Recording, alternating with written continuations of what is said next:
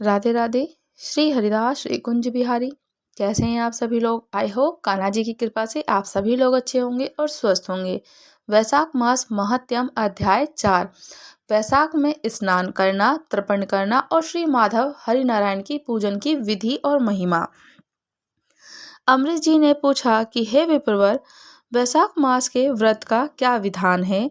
इसमें किस तपस्या का अनुष्ठान करना पड़ता है और क्या दान होता है? कैसे स्नान किया जाता है और किस प्रकार से भगवान केशव की पूजा की जाती है? हे विप्रवर, आप श्री हरि जी के प्रिय भक्त और सर्वज्ञ हैं, अतः मुझे कृपा करके ये सब कुछ विस्तार पूर्वक से बताइए। तब नारद जी ने कहा कि हे साधु श्रेष्ठ, सुनो। वैशाख मास में जब सूर्य मेष राशि पर चले जाए तो किसी बड़ी नदी रूप तीर्थ में या फिर सरोवर में, झरने में, देवकुंड या तालाब, नदी, बावड़ा, कोई भी आपके घर के पास जलाशय हो, स्वर प्रातःकाल होते ही किसी भी जलाशय में, बावड़ी में, कुएं में आदि में जाकर नियम पूर्वक भगवान विष्णु जी का स्मरण करते हुए स्नान अवश्य करना चाहिए। स्नान से पहले कुछ श्लोकों का उच्चारण करना चाहिए, कुछ मंत्रों का उच्चारण करना चाहिए।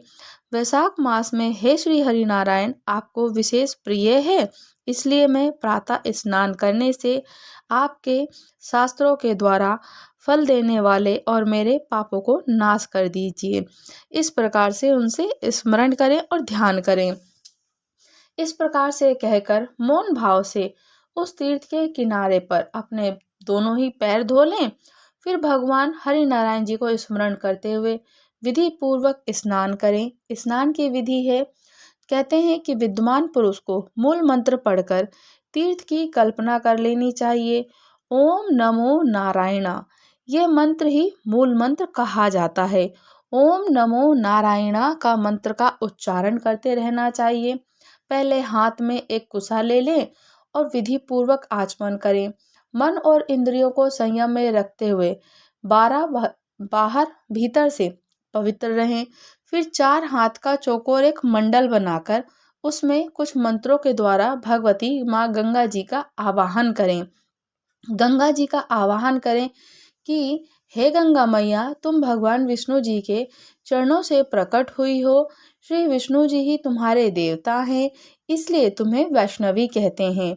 तुम जन्म से लेकर मृत्यु तक समस्त पापों से मेरी रक्षा करो। स्वर्ग, पृथ्वी, अंतरिक्ष में कुल 3.5 करोड़ तीर्थ हैं, ऐसा वायु देवता का कथन है। माता जानवी, हे माँ गंगा, मैं सभी तीर्थ आपके अंदर मौजूद हैं। देवलोक में तुम्हारा नाम नंदिनी है और नलिनी भी है। इसमें मेरी जो दक्षा, इनके सिवा दक्षा, पृथ्वी, आपका नाम नंदिनी और नलिनी भी है। इनके सिवा दक्षा, पृथ्वी, वैद्रंगा, विश्वकाया, शिवा, अमृता, विद्याधरी, महादेवी, लोक प्रसादिनी, क्षेमकर्णी, जानवी, शांता और शांति प्रियदायिनी आदि अनेक नाम हैं आपके। स्नान के समय इन पवित्र नामों का कीर्तन करना, उच्चारण करना चाहिए। इससे त्रिपथगामिनी भगवती माँ गंगा उपस्थित हो जाती हैं। 7 बार नामों का जप करके आप ओंकार या फिर आकार, स्तुपिक आकार दोनों हाथों को जोड़कर 1 अंजलि जल ले लें और 4, 6 या 7 बार मस्तक पर डाल लीजिए, छिड़क लीजिए। इस प्रकार से स्नान करके माता को विधिवत आमंत्रित करें और उसे शरीर में लगाकर नहा लें। अभिमंत्रित मंत्र को, जो मंत्र होते हैं, मंत्रों का उच्चारण करना बहुत जरूरी है। मंत्रों के उच्चारण करने से हर हर गंगे का उच्चारण कर सकते हैं। अगर आप इस समय इतनी सारी उच्चारण नहीं कर सकते, हर हर गंगे का उच्चारण भी कर सकते हैं। हे वसुंधरा, तुम्हारे ऊपर अश्व और रथ चला करते हैं। भगवान विष्णु जी ने भी स्वयं वामन अवतार धारण करके तुम्हें एक पैर से नापा था और मैंने जो बुरे कर्म किए हो, मेरे उन सब पापों को तुम हर लो। हे देवी, सैकड़ों भुजाओं वाली भगवान विष्णु जी ने वाराह रूप धारण करके तुम्हें जल से बाहर भी निकाला था। तुम संपूर्ण लोकों की उत्पत्ति के लिए अरणी के समान हो। जैसे अरणि काष्ठ के आग को प्रकट करती है, तो उसी प्रकार से तुमसे संपूर्ण लोक उत्पन्न होते हैं। तुम्हें मेरा नमस्कार है माँ गंगा देवी, हे माँ पृथ्वी देवी, मेरा नमस्कार है। इस प्रकार से स्नान करने के पश्चात विधि पूर्वक आचमन करके जल से बाहर निकल जाएं और 2 शुद्ध श्वेत वस्त्र, धोती या चादर को धारण करें। उसके बाद त्रिलोकी को तृप्त करने के लिए तर्पण करें, अपने पितरों को भी तर्पण करें। सबसे पहले ब्रह्मा जी का तर्पण करें, विष्णु जी को तर्पण करें, फिर महादेव पिताजी को तर्पण करें। प्रजापति हो, उसके पश्चात देवता, यक्ष, नाग, गंधर्व, अप्सरा, असुरगण, क्रूर, सर्प, गरुण, वृक्ष, जीव जंतु, पक्षी, विद्याधर, मेघ, आकाशचरी जीव, निराधार जीव, पापी जीव तथा धर्मपरायण जीवों को तृप्त करने के लिए मैं उन्हें जल अर्पण करता हूँ। यह कहकर उन सबको जल की अंजलि से एक जल अंजलि डाल दीजिए। देवताओं को तर्पण करते समय यज्ञोपवीत को बाएं कंधे पर डाल लीजिए। उसके बाद उसे गले में माला की भांति कर लीजिए। मनुष्य, ऋषि पुत्र और ऋषियों के द्वारा भक्ति पूर्वक तर्पण करके सनक, सनंद, सनातन और सनत कुमार ये दिव्य मनुष्य हैं। कपिल, आसुरी, बेदु और पंचशिख ये प्रधान ऋषि पुत्र हैं। ये सभी मेरे दिए हुए जल से तृप्त हो जाएं, ऐसा कहकर इन्हें जल दीजिए। इसी प्रकार महर्षि अत्रि, अंगिरा, पुलस्त्य, पुलह, क्रतु, प्रचेता, वशिष्ठ, नारद, अन्याय सभी देव ऋषि और ब्रह्म ऋषि अक्षत सहित जल को आप तर्पण कर सकें और मेरा जल को आप अर्पण करें। इस प्रकार ऋषि तर्पण करने के पश्चात यज्ञोपवीत को दाएं कंधे पर करके बाएं घुटने को पृथ्वी टेक कर बैठ जाएं। फिर अग्निवासद, सौम्य, हविष्वान, उष्म, कैवाट और अनल, बृहसिद्ध, पिता, पितामहा और अपने माता और लोकों का विधि पूर्वक तर्पण करके मंत्रों का फिर से उच्चारण करें। जो लोग मेरे बंधु बांधव हैं, जो मेरे पितृ हैं, जो मेरे बंधु बांधव, जो दूर के भी बंधु बांधव है या दूसरे किसी जन्म में मेरे बंधु बांधव रहे हों, ये सब मेरे दिए हुए जल से तृप्त हो जाएं। उनके सिवा और भी जो कोई प्राणी मुझसे जल की अभिलाषा रखते हों, वो भी तृप्ति का लाभ करें। यह कहकर उनकी तृप्ति के उद्देश्य से जल गिराना चाहिए। उसके पश्चात विधि पूर्वक आचमन करके अपने आगे कमल की आकृति बनाएं और सूर्य देव के नामों का उच्चारण करते हुए अक्षत, फूल, लाल चंदन और जल के द्वारा अत्यंत यतन पूर्वक अर्घ दे दीजिए। अर्घदान का मंत्र इस प्रकार से है: हे भगवान सूर्य भास्कर, हे भगवान सूर्य नारायण, आप विश्व रूप और ब्रह्म स्वरूप हैं। इन दोनों स्वरूपों में आपको मेरा नमस्कार है। आप सहस्रों किरणों से सुशोभित और सबको तेज रूप का सदा नमस्कार करते हैं और सबको तेज रूप देते हैं। हे रुद्र रूपधारी, आप परमेश्वर को बारंबार मेरा नमस्कार है। कुंडल और अंगद आदि आभूषणों से विभूषित पद्म नाम, आपको मेरा नमस्कार है। आप सोए हुए संपूर्ण लोकों को जगाने वाले, आपको मेरा प्रणाम। सदा सबके पाप पुण्यों को देखा करते हैं सत्य, आपको मेरा नमस्कार है। हे सत्यदेव, हे सूर्य नारायण, हे सूर्य भास्कर, आप मुझ पर प्रसन्न हो जाइए। हे दिवाकर, आपको मेरा बारंबार नमस्कार है। इस प्रकार से सूर्य देव जी को नमस्कार करके 7 बार उनकी प्रदक्षिणा करनी चाहिए। हे द्विज श्रेष्ठ, फिर जो गौ हो और स्वर्ण का स्पर्श करके अपने घर जाएं, वहां आश्रमवासी अतिथियों का सत्कार करें, भगवान की प्रतिमा का पूजन करें। घर में पहले भक्ति पूर्वक जितेंद्र भाव से भगवान गोविंद श्री हरि नारायण की पूजन करें। वैशाख मास के महीने में जो भी श्री हरि का पूजन करता है, उसके द्वारा पूरे 1 वर्ष तक माधव की पूजा का प्रसन्न हो जाते हैं। और वैशाख मास आने पर जब सूर्य देव मेष राशि पर स्थित हो जाते हैं, तो केशव की प्रसन्नता के लिए उनके व्रतों का संचय करना चाहिए। अपने अपशिष्ट की सिद्धि के लिए अन्न, जल, शक्कर धेनु या तिल धेनु आदि दान करना चाहिए। इस कार्य में धन की कंजूसी उचित नहीं है। धन की कंजूसी नहीं करनी चाहिए। जितनी आपकी सामर्थ्यता बन पड़े आप जरूर करें। जो समूचे वैशाख भर में प्रतिदिन सवेरे स्नान करता है, जितेंद्रिय भाव से रहता है, भगवान के नाम का जप करता है, भोजन करता है, वह सब पापों से मुक्त हो जाता है। जो भी व्यक्ति वैशाख मास में आलस्य को त्याग कर एक भक्त 24 घंटे तक यानी कि एक समय भूखा रहकर एक समय भोजन करके नत व्रत का केवल रात में भोजन करते हैं तो उसको नक्त व्रत कहते हैं। अथवा अयाचित व्रत बिना मांगे मिले हुए अन्न का भोजन करना भी बहुत उचित होता है। वह अपनी संपूर्ण अवशिष्ट वस्तुओं को प्रदान कर लेता है। वैशाख में प्रतिदिन 2 बार गांव से बाहर नदी के जल में स्नान करना, हविष्य खाकर रहना, ब्रह्मचर्य का पालन करना, पृथ्वी पर सोना, नियम पूर्वक रहना, व्रत, दान, जप, होम और भगवान हरि नारायण की पूजा करना नियम हजारों जन्मों के भयंकर पापों को हर लेते हैं। जैसे भगवान हरि नारायण का ध्यान करने से सारे पाप नष्ट हो जाते हैं, उसी प्रकार से नियम पूर्वक किया हुआ वैशाख का स्नान से भी सभी समस्त पापों को दूर कर देते हैं और सभी हमारे रोग दूर हो जाते हैं। प्रतिदिन तीर्थ स्नान, तिलों के द्वारा पितरों को तर्पण करना चाहिए। धर्म घट आदि का दान और मधुसूदन का पूजन भगवान को संतोष प्रदान करने वाला है। वैशाख में इनका पालन अवश्य करना चाहिए। वैशाख मास में तिल, जल, स्वर्ण, अन्न, शक्कर, वस्त्र, गौ, जूता, छाता, कमल, शंख, घड़े या इन वस्तुओं को ब्राह्मणों को दान करें।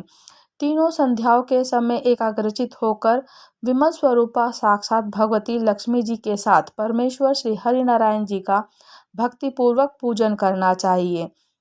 सामयिक फूल और फलों से भक्तिपूर्वक श्री हरि नारायण का पूजन करें। उसके पश्चात यथाशक्ति ब्राह्मणों की पूजा करें, उन्हें भोजन कराएं और इसके साथ ही अपने जो विधि विधान से पूजन अर्चन होती है, मधुसूदन की आराधना करें।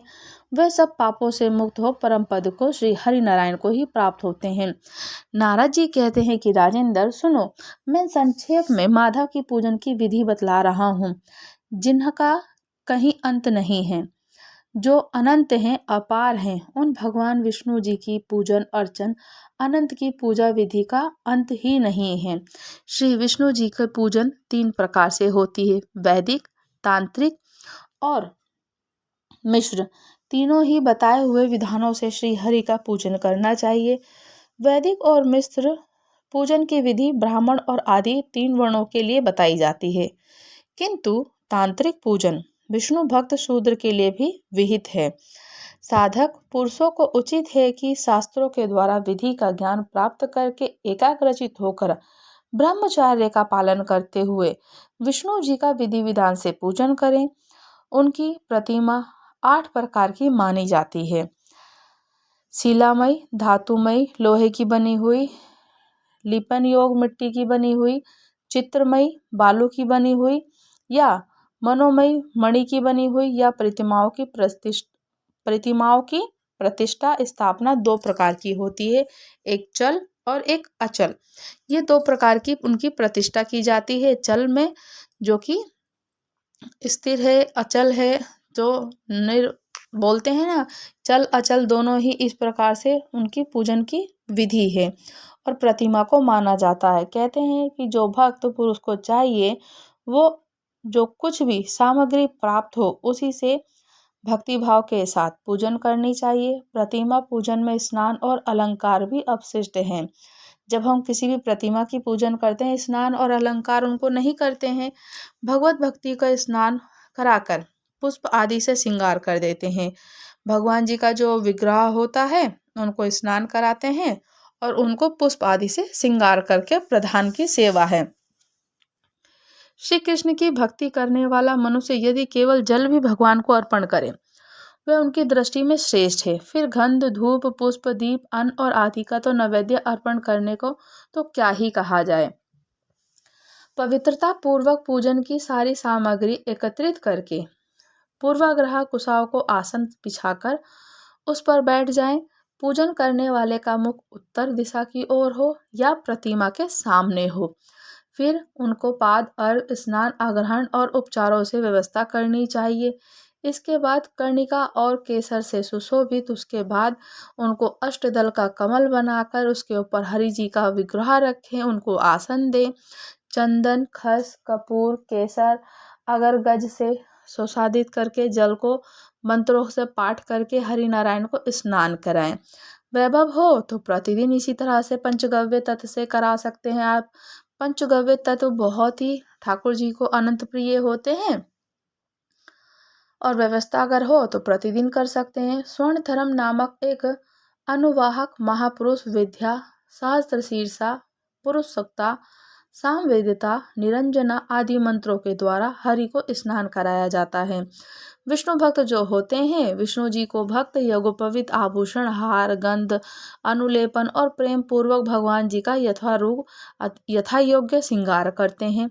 उचित होता है कि श्रद्धा पूर्वक उनको आचमन, गंध, पुष्प, पुजारी को अक्षत या धूप उपहार अर्पण कर देते हैं। उसके बाद गरुण उनके पूजन अर्चन होती है और फिर गुड़, खीर, घी, पूड़ी, मालपुआ, लड्डू, दूध, दही अनेक प्रकार के हरि नारायण जी को नैवेद्य भोग में लगाते हैं। पर्व के अवसरों पर तो अंगराग लगाना, दर्पण दिखाना, दंत धावन कराना और उनका अभिषेक करना, अन्न आदि से बने हुए पदार्थ भोग लगाना, कीर्तन करते हुए नृत्य करना, गीत गाना, सेवाएं करना, संभव हो तो प्रतिदिन ऐसा भी कर सकते हैं। और पूजन के पश्चात इस प्रकार से ध्यान करें कि भगवान हरि नारायण श्री विग्रह श्याम वर्ण और तपाए हुए जाम्बुनंद नामक स्वर्ण के समान तेजस्वी हैं। भगवान के शंख, चक्र, गदा और पद्म सुशोभित 4 भुजाएं हैं। उनकी आकृति शांत है। उनका वस्त्र कमल के केसर के समान पीला रंग है और मस्तक पर किरीट, दोनों हाथों के कड़े, गले में यज्ञोपवीत, अंगुलियों में धारण करती है अंगूठी। उनके वक्ष स्थल में श्री वत्स का चिन्ह है। कौस्तुभमणि उनकी शोभा बढ़ाता है और वनमाला धारण किए हुए हैं। इस प्रकार से ध्यान करते हुए पूजन समाप्त करके घी में डुबोई हुई समाधि और समिधा जो होती है, हविष्य का जो हवन होता है वो करना चाहिए और अजय भाग अघार नामक आहुति देते हुए उनको घृतपूर्ण हविष्य का होम करना चाहिए। भगवान का पूजन कर कर उन्हें प्रणाम करें, पार्षदों को नैवेद्य अर्पण करें। उसके बाद मुख शुद्धि के लिए सुगंधित द्रव्य से तांबुल निवेदन करें उनको। फिर छोटे बड़े पौराणिक और आर्वचन शास्त्रों का भगवान की स्तुति करें। उसके पश्चात ये कहकर उनको दंडवत प्रणाम करें और कहें कि भगवान हमसे जो गलती हुई हो क्षमा करें और प्रसन्न हो जाइए हमारी पूजन अर्चन से।